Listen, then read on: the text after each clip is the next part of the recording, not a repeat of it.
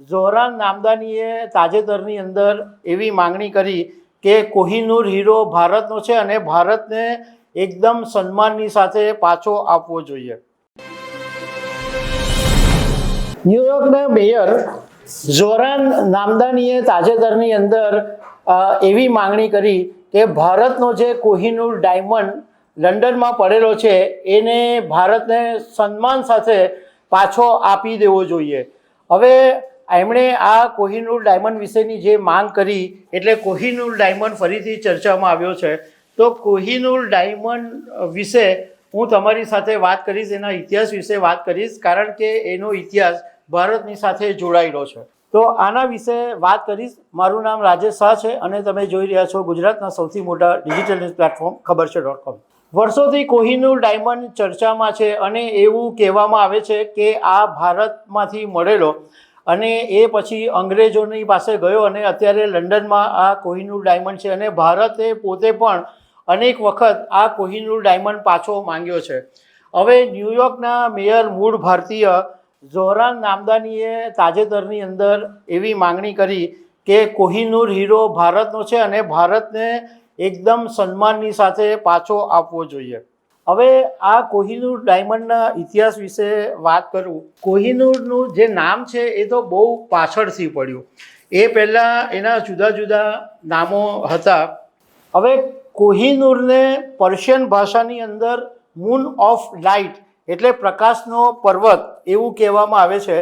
હવે આના વિશેની હિસ્ટ્રી એવી છે કે ભારતના ગોલકુંડા ડાયમંડ માઇન્સમાંથી એક રફ ડાયમંડ મળેલો હતો અને એ રફ ડાયમંડનું સાઇઝ હતી 793 કેરેટ, પરંતુ એ એક તૂટીને 186 કેરેટનો થયો અને એ પછી એનો કટિંગ પોલિશિંગ કરતાં આજે 105.6 કેરેટનો હીરો રહી ગયો છે. ઇતિહાસમાં એવું કહેવામાં આવે છે કે કોહિનૂર ડાયમંડનો સૌથી પહેલો ઉલ્લેખ બાબરની આત્મકથા છે એની અંદર ઉલ્લેખ જોવા મળે છે. કારણ કે આ આત્મકથાની અંદર એવું લખાયું છે કે બાબરના દીકરા હુમાયુએ કોહિનૂર ડાયમંડ ભેટમાં આપેલો અને હુમાયુએ આ જે ડાયમંડ છે એ પાણીપતની લડાઈમાં સુલતાન ઇબ્રાહિમને હરાવીને સમગ્ર કિલ્લા ઉપર કબજો કરી લીધો હતો અને એ વખતે કોહિનૂર ડાયમંડ એની પાસે ભેટમાં આવ્યો હતો. એ પછી 17મી સદીમાં બાબરના પરપૌત્ર શાહજહાંએ એક જબરજસ્ત સિંહાસન બનાવેલું અને એ આખું સોનાનું સિંહાસન હતું અને એવું કહેવાય કે આ સિંહાસન બનાવતા 7 વર્ષ લાગેલા અને તે વખતે શાહજહાંએ આ હીરાને તકીએ મુરસ્સા નામ આપેલું હતું અને એ મયુર સિંહાસન કહેવાતું અને એ સિંહાસન ઉપર આ કોહિનૂર ડાયમંડને જડવામાં આવેલો હતો. સંસ્કૃત ગ્રંથોની અંદર આ ડાયમંડને સ્થામંતક મણિ તરીકે નો પણ ઉલ્લેખ જોવા મળે છે. હવે મધ્યયુગની અંદર દિલ્હી સુલતાનના શાસક અલાઉદ્દીન ખિલજી પાસે આ ડાયમંડ આવ્યો હતો અને પછી મુઘલ શાસક બાબર પાસેથી શાહજહાં પાસે ગયો.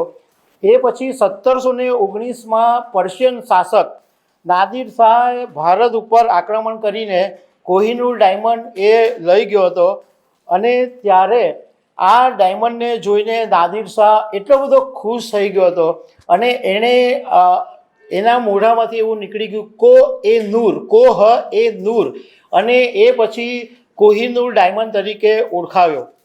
એ પછી અફઘાનિસ્તાન અને પંજાબના શાસકો પાસે ગયો. પંજાબના શાસક એ વખતે રાજા રણજીતસિંહ હતા અને એ બધાની પાસે ફરતો રહ્યો અને 1849ની અંદર બ્રિટિશ શાસકોએ પંજાબ ઉપર જીત મેળવી અને કોહિનૂર ડાયમંડનો કબજો મેળવી લીધો હતો.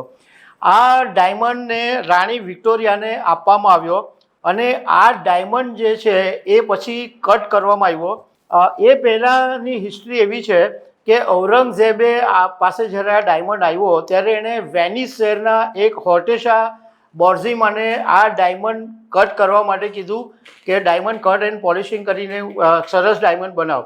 હવે જ્યારે આ બારજીયા ડાયમંડ કટ કરી રહ્યો હતો તો એના ટુકડા થઈ ગયા અને ડાયમંડ 186 કેરેટ ઉપર આવી ગયો. એટલે ઔરંગઝેબ તે વખતે ગુસ્સે ભરાયો હતો અને આ બોર્જિયાને દંડ પણ ફટકારવામાં આવ્યો હતો.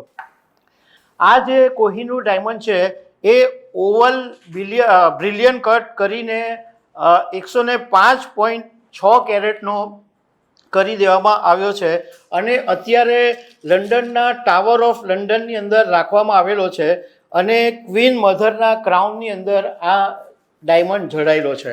એટલે આપણે એવી આશા રાખીએ કે આ કોહિનૂર ડાયમંડ ભારતને પાછો મળે. તો દર્શક મિત્રો, આવી અનેક વાતો સાથે અમે તમને મળતા રહીશું. આભાર.